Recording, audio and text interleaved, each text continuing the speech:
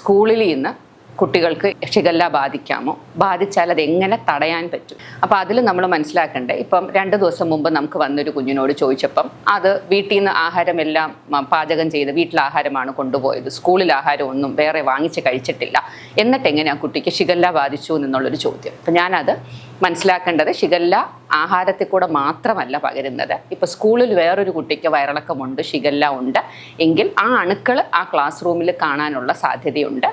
അവിടെ നമ്മൾ കൈ തൊട്ടിട്ട് ആ കൈ വെച്ച് നമ്മൾ ആഹാരം കഴിക്കുവാണെങ്കിൽ, ഇപ്പം കൈ തൊട്ടെന്ന് പറയുമ്പോൾ മലത്തിൽ കൈ തൊട്ടുക എന്നല്ല ഉദ്ദേശിക്കുന്നത്, അവിടെ ക്ലീൻ ചെയ്ത് കാണും, പക്ഷെ അണുക്കൾ അവിടെ കാണും. ആ അണുക്കൾ പോകാതിരിക്കുകയും ആ അണുക്കളിൽ നമ്മൾ കൈ തൊട്ടിട്ട് കൈ നമ്മൾ കഴുകാതെ ഫുഡ് കഴിക്കുകയാണെങ്കിൽ തീർച്ചയായിട്ടും ഷിഗല്ല ബാധിക്കാം. അപ്പം നമ്മൾ ഏറ്റവും കൂടുതൽ ശ്രദ്ധിക്കേണ്ട കാര്യം, ഇപ്പോൾ സ്കൂളിലായാലും വീട്ടിലായാലും ഫുഡ് കഴിക്കുന്നതിന് മുമ്പ് തീർച്ചയായിട്ടും കൈ സോപ്പിട്ട് തന്നെ കഴുകണം. അപ്പോൾ എല്ലാ സ്കൂളുകളിലും കുട്ടികൾക്ക് കൈ കഴുകാനുള്ള, വൃത്തിയായിട്ട് കൈ കഴുകാനുള്ളൊരു സാഹചര്യം ഉണ്ടാവണം. അതിൻ്റെ ഒരു ക്ലാസ് കുട്ടികൾക്ക് എടുത്തു കൊടുക്കണം, ഇതിൻ്റെ പ്രാധാന്യം എന്തുവാണ്.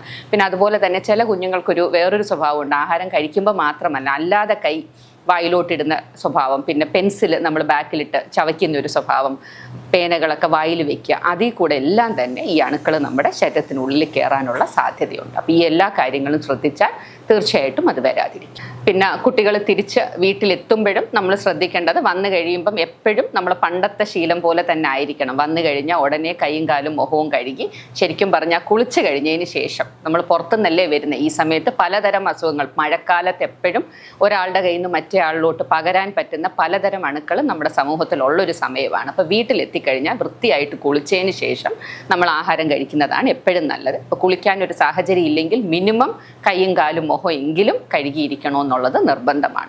അതുപോലെ തന്നെ നമ്മൾ ഈ നാരായാലും എപ്പം നമ്മൾ വാഷ്റൂം ഉപയോഗിച്ചാലും തിരിച്ചിറങ്ങുന്ന സമയത്ത് കൈ വൃത്തിയായിട്ട് കഴുകണം. അപ്പം ബാത്റൂമിൽ നിന്ന് വന്നു കഴിയുമ്പം സോപ്പിട്ട് കഴുകിയിട്ട് വേണം നമ്മൾ ഇറങ്ങാനായിട്ട്. ആഹാരം കഴിക്കുന്നതിന് മുമ്പ് സോപ്പിട്ട് കഴുകണം എന്നുള്ളതും വളരെയധികം നിർബന്ധമായിട്ടുള്ളൊരു കാര്യമാണ്. എന്ത് ചെറിയ സാധനം കഴിച്ചാലും. പിന്നൊരു മേജർ സാധനം എന്ന് പറയുന്നത് നമ്മുടെ വെള്ളമാണ്. പണ്ടത്തെ മലയാളി എന്നും വെള്ളം ചൂടാക്കി മാത്രമായിരുന്നു കുടിക്കുന്നത്. പക്ഷേ ഇന്നിപ്പം നമ്മൾ പലപ്പോഴും കുട്ടികൾ ജ്യൂസുകൾ, സോഫ്റ്റ് ഡ്രിങ്ക്സ് എല്ലാം കുടിക്കും. ഇതിൽ കൂടെ എല്ലാം തന്നെ ഈ അണുക്കൾക്ക് പകരാനുള്ള ചാൻസ് ഉണ്ട്. പുറത്തുനിന്നുള്ള ജ്യൂസുകൾ, അതിനകത്ത് ഈച്ചക വന്നിരിക്കുമ്പോഴൊക്കെ ഈ അസുഖം നമുക്ക് വരാം. അപ്പോൾ അത് കാരണം ചൂടായിട്ടുള്ള വെള്ളം, തിളപ്പിച്ചാറ്റിയ വെള്ളം മാത്രം കുടിക്കുക. ആഹാരവും എപ്പോഴും ശ്രദ്ധയോടെ ഈച്ചയൊന്നും കയറാത്ത രീതിയിൽ അടച്ചു വെച്ച് കഴിക്കുക. പിന്നെ ഫ്രിഡ്ജിൽ വെച്ച ഒരു സാധനം നമ്മൾ പുറത്തെടുക്കുമ്പം തണുത്ത ആഹാരത്തിൽ കൂടി ഇത് എപ്പോഴും പകരാം എന്നുള്ള കാര്യം മനസ്സിലാക്കണം.